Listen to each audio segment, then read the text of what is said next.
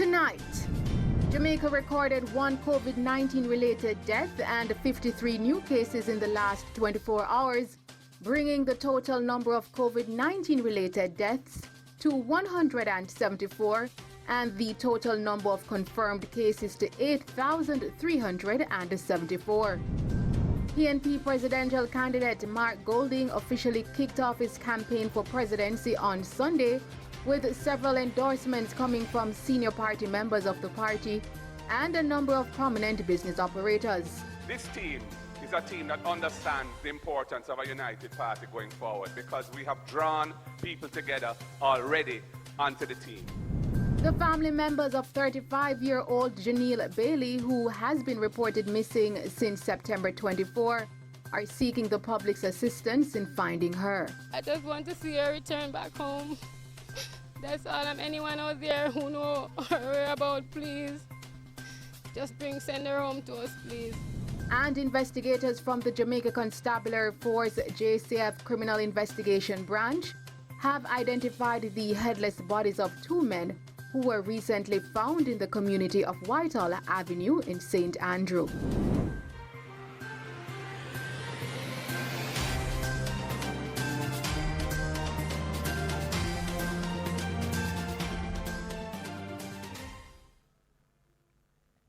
Good evening.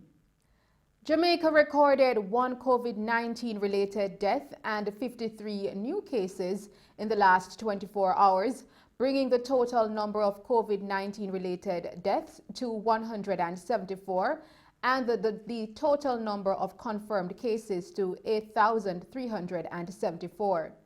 According to the Ministry of Health and Wellness, the deceased is an 85-year-old male of a St. Anne address. Of the newly confirmed cases, 28 are males and 25 are females, with ages ranging from 1 to 90 years. The cases were recorded in St. James 14, Kingston and St. Andrew 9, St. Mary 8, St. Anne 7, St. Catherine 4, Portland 4, Westmoreland 4, Hanover 1, St. Thomas 1 and Trelawney 1. There are 22 moderately ill patients and 9 critically ill patients among the 4,085 active cases now under observation in Jamaica. Additionally, recoveries increased by 51, bringing the total number of recoveries to 4,002. Minister of Health and Wellness Dr. Christopher Tufton says his ministry is looking to launch a community COVID conversation program. He said the initiative, which would be incorporated among youth leaders, aims to educate persons in communities island-wide on measures to curtail the spread of the novel coronavirus COVID-19 as the government moves to bolster the sensitization and containment thrust. Speaking at the launch of the COVID-19 Youth Leaders Response Program at the Jamaica Conference Center in downtown Kingston recently, Minister Tufton said the initiative would enable youth leaders to have one-on-one conversations with individuals at the community level regarding their concerns about COVID-19. He said this would form part of the remit for youth leaders chosen to work on behalf of the government through the COVID-19 Youth Leaders Response Program.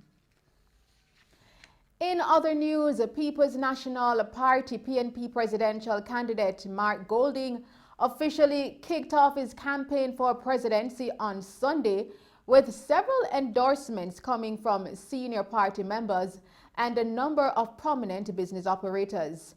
We have more on this story with Colleen Mee. People's National Party PNP presidential contender Mark Golding officially kicked off his campaign for presidency on Sunday with a virtual launch which was endorsed by several senior party members and a number of prominent business operators.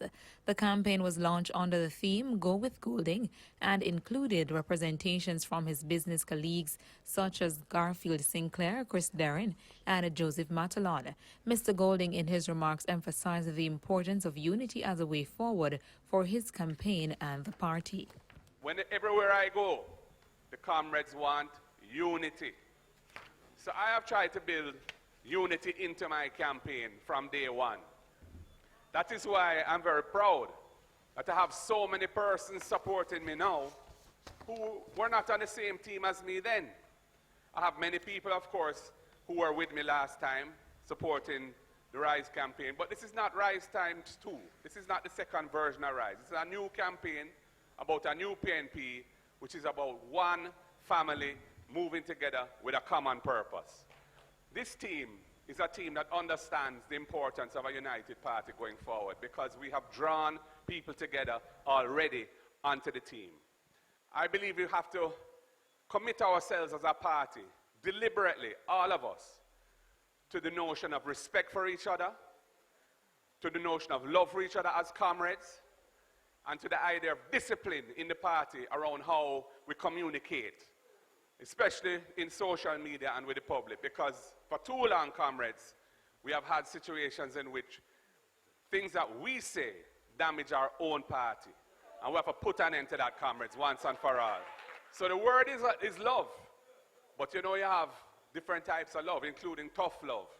And sometimes the party needs some tough love to ensure that the behavior and some of the practices that have been plaguing us for so long, we put an end to those things, comrades. We have to do that. And it's about discipline in how we operate. Mr. Golding also outlined some of the qualifications that makes him a viable candidate for the position of leader of the party. I am a lawyer by training. I've practiced as a corporate lawyer for many, many years. I've represented most of the big companies in the country. Most of the top honorists in business know me. They know me as somebody who no thief nothing, somebody who is competent technically, somebody who can be trusted. And comrades, the party needs somebody like that, because we have to be able to garner resources to help build the party and organize the party and make the party fit and ready to win the next election. I think everybody would agree that the People's National Party's organization is not where it needs to be. We have been found wanting, and the other party has moved ahead of us in many respects, because they could win elections with candidates that the people didn't even know. And it takes organization and money to do that. So comrades, we have to really look into ourselves and say, how do we rebuild this party? We must make the group system work for the party. We must revitalize the groups. We must give them purpose. We must set them tasks. We must empower them. Political education, comrades, must be a critical, central part of what we do. So comrades, I am committed to making political education a central activity within the party, with somebody designated, a senior officer designated with responsibility for rolling that out. The PNP presidential candidate further expressed that becoming the next leader of the party, he will mobilize the youth even more in the forefront, as they will be a critical part of winning the next election. We know that the party is said to be not so strong when it comes to the younger set of voters. Everybody is aware that the JLP has been doing better in that area than us. What I have done in South St. Andrew is that the PNP-YO in South St. Andrew, we have built it to be a very formidable force. We have over 100 active members of the YO in South St. Andrew, and I bring them into everything I do there. Youths are the ones who have the creative energy. But it's not just about hype. Yes, the youths are attracted to hype, but they don't vote because of that. You have to give them a reason to feel that they're to commit themselves to a cause. You have to give them a sense that you have a plan for them, their best interests at heart, and then you can help them to meet their aspirations and their goals in life. When we are going forward, comrades, the PNP-YO nationally has to be brought into the center of the party. The Patriots, which is the young professionals who are now an affiliate of the party, the 30-year-olds and up, we need to bring them into the center of the party, and we need to encourage them to become a deeper organization. Every constituency, we should work towards every constituency having a Patriots representative on the executive, so that we can show the wider society that young people who are upwardly mobile and have achieved well in school and so on, the PNP is a place which rates them, and where they can see them identify themselves with us as well, comrades. These are the things that will help us to win back the next election. Golding also officially introduced his campaign spokesperson, Patricia Duncan Sutherland, and his campaign director, Dr. Angela Brown-Burke. He's going up against Southeast St. Anne Member of Parliament Lisa Hanna for the presidency of the party at the internal election set for November 7. Reporting from Mello TV News, I'm Colleen May. Thanks, Colleen. In a news update, investigators from the Jamaica Constabulary Forces JCF Criminal Investigation Branch CIB have identified the headless bodies of two men who were recently found in the community of Whitehall Avenue in St. Andrew. The two bodies were found with their heads severed at a premises on Plum Lane, which is off Whitehall Avenue, on Friday. One of the heads has since been recovered. The men have been identified as Mark Wellington, otherwise called Blackie, of a Maxfield Avenue address, and Leonardo Hendricks, otherwise called Platty, of a Q Lane address, also in the Maxfield area. Investigators believe the men were killed in connection with ongoing gang violence in a section of Maxfield Avenue called Rome. It is believed that they were lured to the Whitehall Avenue area where they met their demise. Superintendent Aaron Fletcher from the St. Andrew North Division also explained that a weapon was found that is believed to have been used to help carry out the murders of the men found. Having arrived at the location, proceeded to do some canvassing and established, it would have viewed to establishing the extensiveness of the scene. In the process, some information was received and resulted in a snap raid conducted in an area known as Back Lane. There in an open lot, a 9mm pistol, a Storm 9mm pistol with one magazine containing 3 live 9mm rounds was recovered. It is believed that the weapon may have been one of those involved in the activities, the unfortunate activities within the space this afternoon. Investigations into this matter are ongoing. The family members of 35-year-old Janelle Bailey, who has been reported missing since September 24, are seeking the public's assistance in finding her. We have more on this story with Colleen May. The family members of 35-year-old Janelle Bailey of a Negril address in Westmoreland, who has been reported missing since September 24, are seeking the public's assistance in finding her. Our news team early today visited the home of her family members and spoke with her mother, Sandra Smythe, and sister Nicole Robinson, who both explained what happened on the day Miss Bailey went missing. She lived here on the 24th of September. And from the 24th of September, I haven't seen her.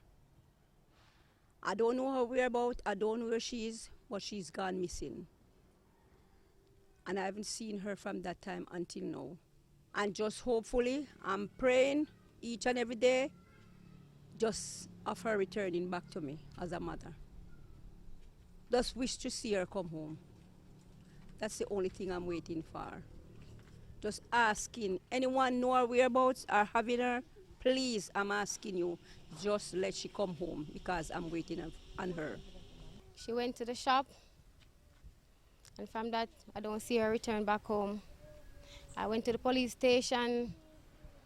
We have to been to the police station up and down. We're not getting any requests or anything at all. Nothing from them. And right now, I have to just be strong for my mother right now, because right now I don't like to talk about it, because every time I talk about it, I got breakdown and stuff like that. That's the sister that I follow. We always talk together, share, discuss things together. Right now my heart is pain, so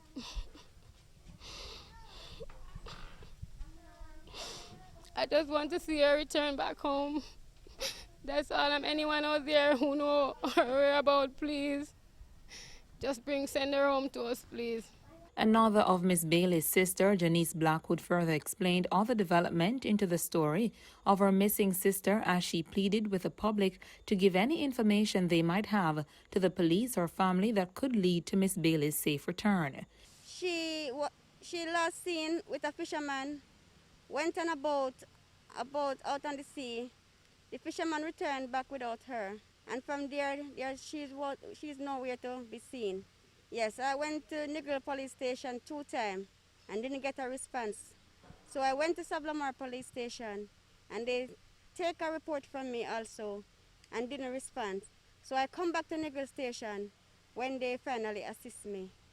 They went out with me to search where she was taken from, and there I get nothing more from them.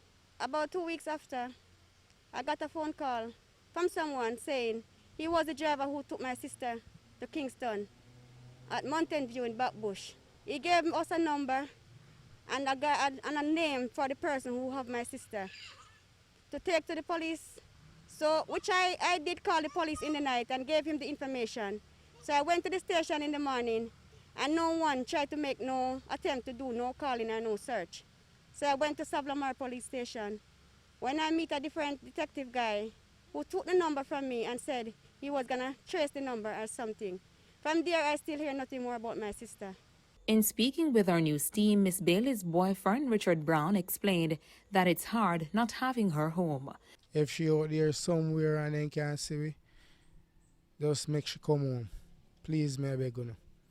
Because the way how me have pain in my heart, only God he knows. So we have with us, hopefully, everything good. To tell you the truth, man, I really miss her because when I no food no up on the table, man, and she they bring in the food. Trust me.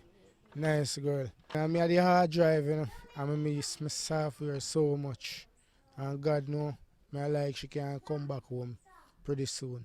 Residents also described her as a very nice person whom is loved by many in her community. I just hope that she returns safe and come back. We miss her a lot. Right now, I miss her straight from my heart. Every time when I eat my food, she come up in front of me. I not tell no lie, she's good to it.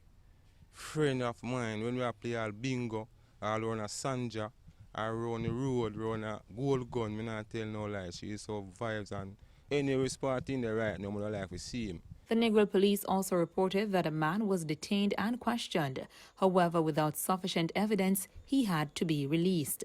Anyone knowing the whereabouts of Janelle Bailey or have information that could help in her safe return are being asked to call 876-848-8508, 876-549-1514, or contact the Negril police or the nearest police station. Reporting from Mello TV News, I am Colleen May. Thanks, Colleen. The Barnett Street Police have commenced an investigation surrounding the death of a man who was shot and killed by armed men in broad daylight at a section of downtown Montego Bay yesterday afternoon. The deceased has since been identified as Milaki Walters, otherwise called Bobo, of a Hendon Norwood address. Reports are that about 12:45 p.m., Walters was walking along a section of Strand Street in downtown Montego Bay when he was chased by two armed men who shot him multiple times. The men then made their escape in a waiting motor car, followed by which the police were alerted. Upon the arrival of the lawmen, Walters was discovered lying in a pool of blood with multiple gunshot wounds to his upper body. The scene was processed and the body removed to the morgue for a post-mortem examination. Walters is the fifth person to be murdered in the parish of St. James over the weekend into yesterday. The Jamaica Constabulary Force ramped up its enforcement operations on Sunday, resulting in more than 300 persons being warned for breaches of the disaster risk management regulations in the St. Catherine South Division and the arrest of 2 persons of interest in cases of shooting. Between the hours of 3 p.m. and 7 p.m., roadblocks were mounted along the Helsham Main Road, Caymanas Bay Road, Dyke Road, and Old Harbour Main Road in the parish. The police were supported by the Jamaica Defence Force. The 4 persons detained include 2 persons who will be questioned with regard to shooting investigations. Close to 200 Jamaicans were honored for their exemplary contribution to the development of the nation during a virtual ceremony aired on National Heroes Day yesterday. The Governor General, His Excellency the Most Honorable Sir Patrick Allen, conferred the nation's fourth highest honor, the Order of Merit, on this year's sole recipient, Professor Orlando Patterson, while 5 equally distinguished Jamaicans were bestowed with the Order of Jamaica OJ, the nation's 5th highest honor. The Governor General also bestowed 31 Jamaicans with the Order of Distinction in the rank of Commander CD, while 40 received the Order of Distinction OD in the rank of Officer for outstanding work in various fields. The late Superintendent of Police, Leon Clunis, late Detective Corporal Dane Biggs, and late Constable Ricardo Hilton were bestowed with the Medal of Honor for Gallantry posthumously.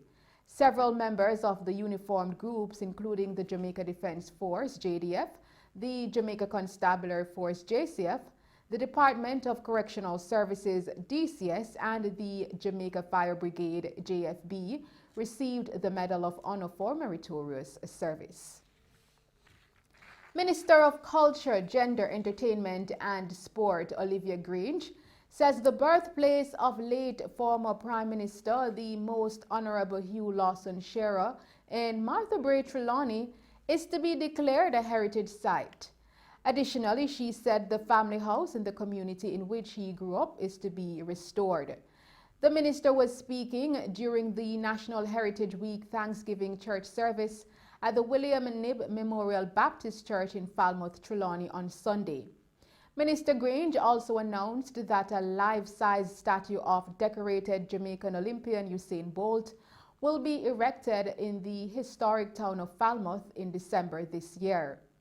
Minister Grange further advised that the Troy Primary School in Trelawney will in short order be renamed the Veronica Campbell Brown Primary School in tribute to the athlete. She noted that Trelawney, which is currently celebrating 250 years as a parish, has contributed significantly to Jamaica's cultural diversity and development. The minister pointed out that Trelawney is the 3rd largest supplier of domestic agricultural products and provides the perfect environment that the upcoming generation needs to flourish. In other news, Minister of Agriculture and Fisheries Floyd Green was yesterday unanimously voted as Vice Chairman of the 36th Regional Conference of the Food and Agriculture Organization, FAO, of the United Nations.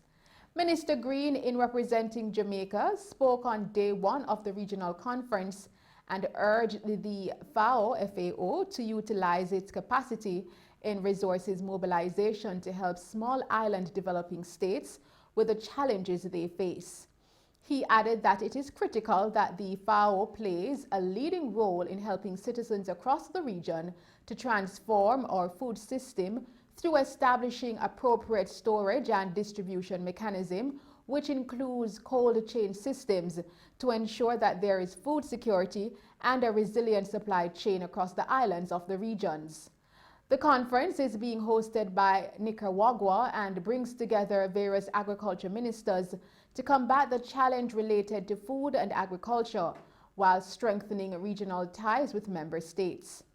The agriculture minister spoke on several topics, such as hoping to support artisanal fisheries and the impact of COVID-19 on the tourism sector and the farmers and fisherfolks in the country and the region at large.